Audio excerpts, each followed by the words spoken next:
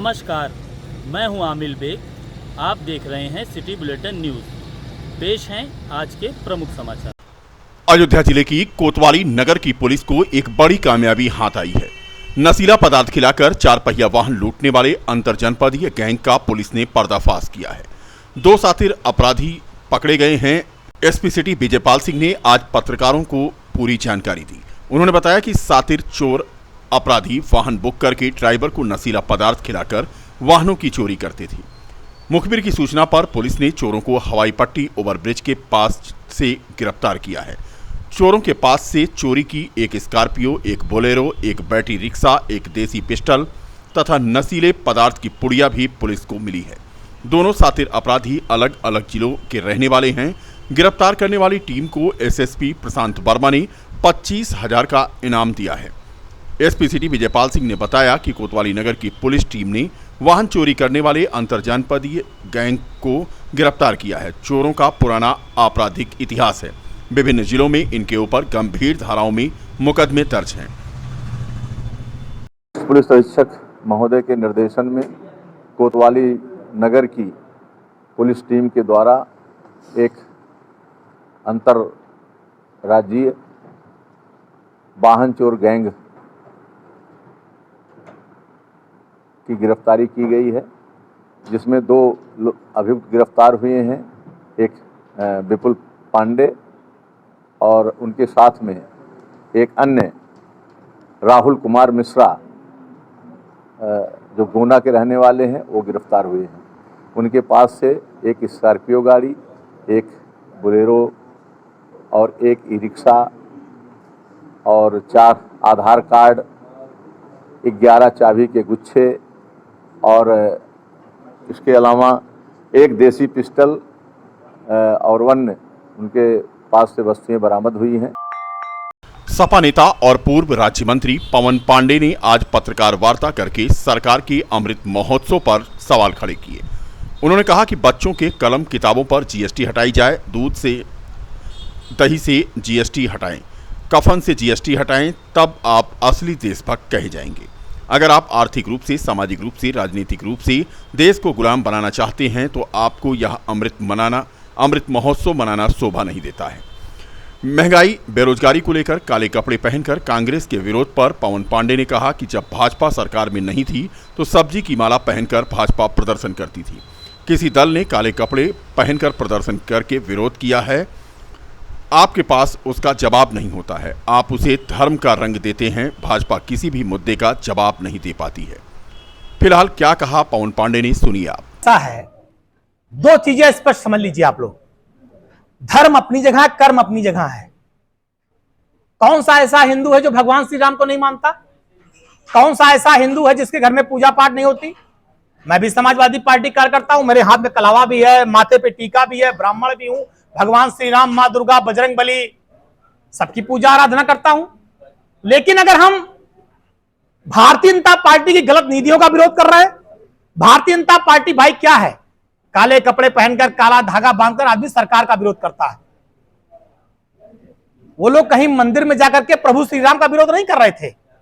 अगर आपकी कोई महंगाई का विरोध कर रहा है और भारतीय जनता पार्टी के पास उस बात का कोई जवाब नहीं है, दूध पर जीएसटी, दही पर जीएसटी, सब्जी महंगी, चावल महंगा, आलू महंगा, फल महंगा, दूध दही घी महंगा, गले में सब्जी की माला लटका कर प्रदर्शन करते थे।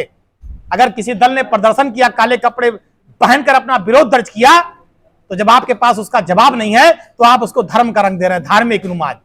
क्योंकि भाजपा किसी मुद्दे पर जवाब नहीं दे पाती। भाजपा से अगर कह दिया जाए कि मंदिर, मस्जिद, हिंदू, मुसलमान, प्रभु श्री राम, इससे हटकर भाषण दो, तो भाजपा कोई नेता 2 मिनट नहीं बोल पाएगा। तो ऐसा कुछ नहीं है, ये केवल धार्मिक उन्माद फैलाने के लिए, धार्मिक रंग देने के लिए। मैंने सुना है योगी जी का बयान, और ये अनर्गल बयान दे रहे हैं। इनके बयान का कोई मतलब नहीं है। ये अपनी नाकामियों को छुपाने के लिए इस तरह का बयान दे रहे हैं। और उसे प्रभु श्री राम का मंदिर बन रहा है, सुप्रीम कोर्ट के आदेश से बन रहा है, भव्य बने, सुंदर बने, अच्छा बने। हम सब लोग भी पूजा करेंगे, अर्चना करेंगे और प्रभु श्री राम से प्रार्थना करेंगे कि इस धार्मिक रंग को देकर इस देश को कमजोर करने वाले भाजपा नेताओं को, भाजपा की सरकार को सद्बुद्धि दो, जिससे कि सच बोल सके, 24 घंटा झूठ ना बोले।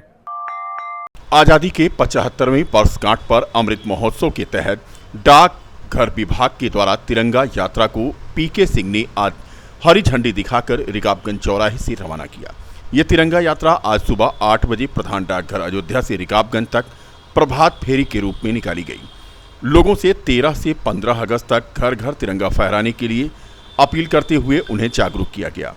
इस दौरान पीके सिंह ने कहा कि प्रभात फेरी का मकसद जनमानस में देशभक्ति की भावना जगाना है और उन्हें आने वाली 13 से 15 अगस्त तक झंडा फहराने के लिए प्रेरित करना है। डाकघर में झंडा खरीदने की भारी भीड़ है। साथ ही उन्होंने बताया कि मंडल के सभी डाकघरों में तिरंगा बिक्री के लिए उपलब्ध है और मात्र 25 रुपए में यह तिरंगा मिल रहा है। तिरंगा यात्रा को हरी झंडी जब उन्होंने दिखाई तो इस दौरान senior postmaster RS Gupta, Satyendra Pratap Singh, मुख्य विपणन अधिकारी सुमन पांडे, दीपक तिवारी, पंकज सिंह, जयशंकर प्रसाद वर्मा, धीरेन्द्र दुबे, दीपमाला, रेणु, विजय लक्ष्मी, उर्मिला आदि मौजूद थी। राम की नगरी अयोध्या में राम जन्मभूमि पर मंदिर निर्माण के दूसरे वर्षगांठ को शौर्य दिवस के रूप में मनाया गया। कारसेवकपुरम सहित हनुमानगढ़ी मंदिर पर हजारों की संख्या में दीप जलाकर उत्सव मनाया गया। इस दौरान बड़ी संख्या में राम भक्तों ने जय श्री राम के नारे भी लगाए। बता दें कि अयोध्या में भगवान श्री राम के भव्य मंदिर निर्माण की पहली आधारशिला 5 अगस्त को ही रखी गई थी।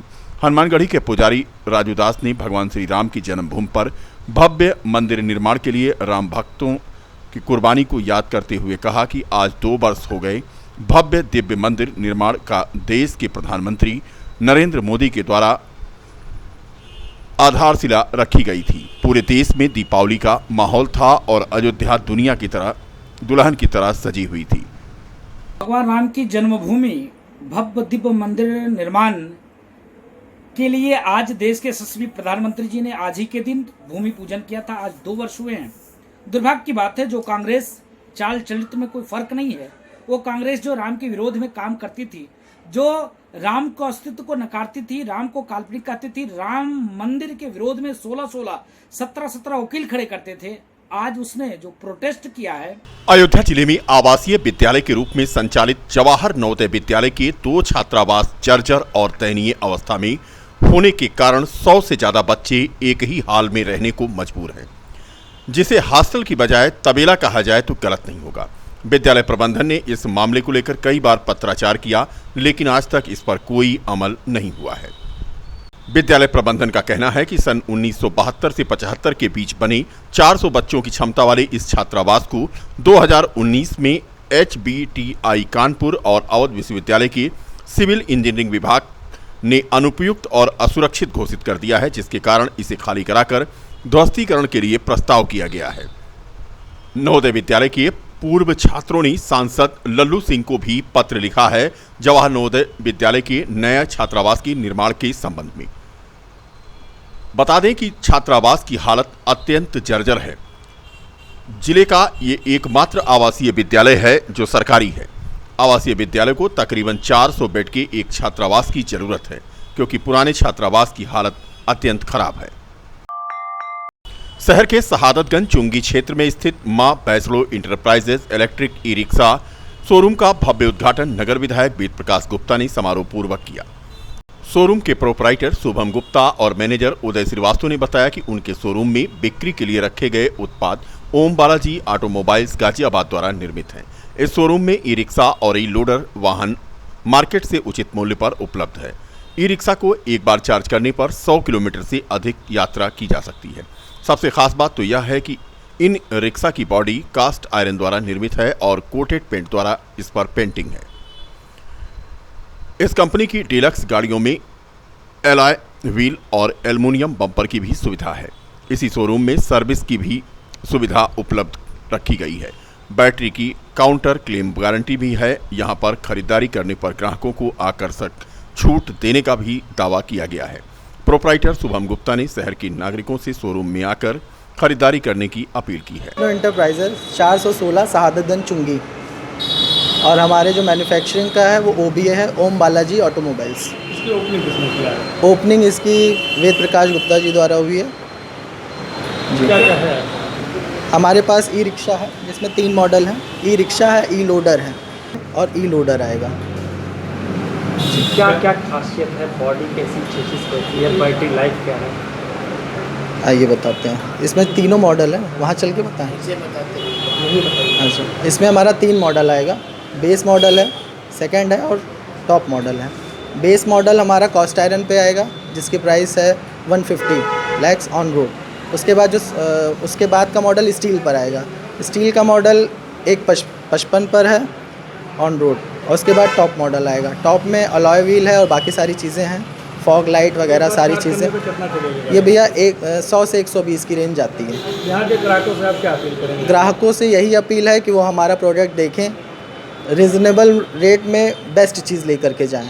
गारंटी क्या है? गारंटी बताओ। गारंटी हमारी 1 साल की है। इनको ये बताएंगे, गारंटी ये बताएंगे। गारंटी 1 साल की आएगी। क्या नाम है आपका? मेरा नाम शुभम गुप्ता है। सब्जियों तथा खाद्य पदार्थों की बेतहासा मूल्य वृद्धि को लेकर सपा के दिव्यांग नेता पंडित समरजीत ने सब्जियों की आरती उतारकर देश के प्रधानमंत्री को आचमन भेजा। बीकापुर विधानसभा क्षेत्र के भरतकुंड पर सब्जियों की आरती उतारते हुए पंडित समरजीत ने कहा कि जब से भाजपा सरकार सत्ता में आई है, जनता को केवल महंगाई के हंटर से मारने का काम कर रही है। आज सब्जियों तथा खाद्य पदार्थों की बेतहासा मूल्य वृद्धि बढ़ाकर गरीबों का निवाला छीनने का काम कर रही है। उन्होंने कहा कि देश के प्रधानमंत्री को वह बताना चाहते हैं कि गांव में एक कमाता है और 10 को खिलाता है, तब चलता है परिवार। देश के प्रधानमंत्री को यह नहीं पता कि परिवार क्या होता है और उसका पालन पोषण कैसे किया जाता है। उन्होंने कहा कि मेहनत मजदूरी करने वाला इस महंगाई में किस तरह से अपने परिवार का खर्च चलाए, इसका इंतजाम सरकार नहीं करती है।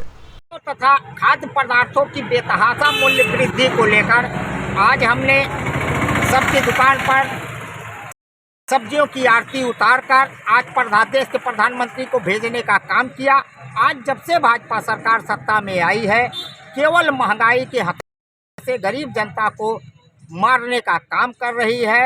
आज गरीबों की महंगाई बढ़ाकर कमर तोड़ी जा रही है। हर चीज़, कोई ऐसी वस्तु नहीं बची हुई है जिसपे महंगाई का हथौड़ा प्रधानमंत्री का न चला हुआ हो।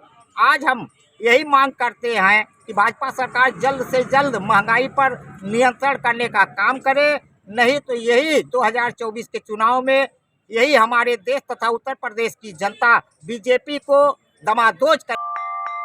आजादी के 75वें वर्षगांठ पर अमृत महोत्सव के तहत समाजवादी पार्टी के कार्यकर्ता भी अपने अपने घरों पर आगामी 9 अगस्त से 15 अगस्त तक तिरंगा फहराएंगे।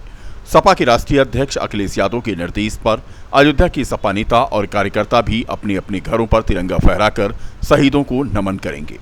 सपा नेता और पूर्व राज्य मंत्री तेज नारायण पांडे पवन ने आज प्रधान डाकघर पहुंचकर 2000 तिरंगा खरीदा और कहा कि राष्ट्रीय अध्यक्ष के आदेश पर समाजवादी पार्टी के सभी नेता कार्यकर्ता अपने अपने घरों पर 9 अगस्त से 15 अगस्त तक तिरंगा फहराएंगे। देश की आज़ादी के लिए अपने प्राणों को न्यौछावर करने वाले शहीदों को नमन भी करेंगे। उन्होंने कहा कि उनके द्वारा खरीदे गए झंडों को पार्टी के नेताओं, कार्यकर्ताओं और अन्य लोगों को वितरित किया जाएगा। आज़ादी का 75वां वर्ष और अमृत महोत्सव मनाने के लिए अब बेसिक शिक्षा के बच्चे भी पूरी तैयारी में हैं।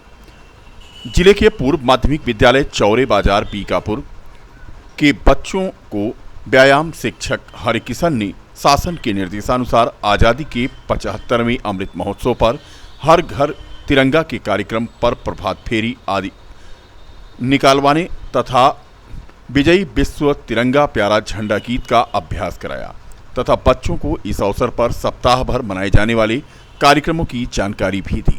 बता दें कि बेसिक शिक्षा विभाग में भी हर घर तिरंगा कार्यक्रम मनाने की तैयारियां जोर शोर पर चल रही हैं।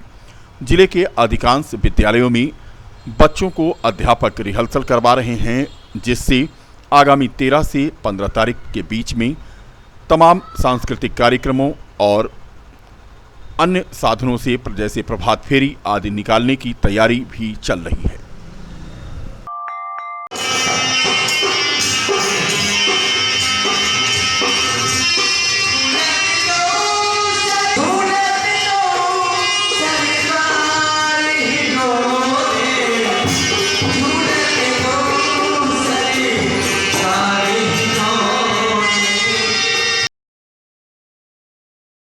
अयोध्या की विभिन्न मठ मंदिरों में सावन झूला महोत्सव की धूम मची है।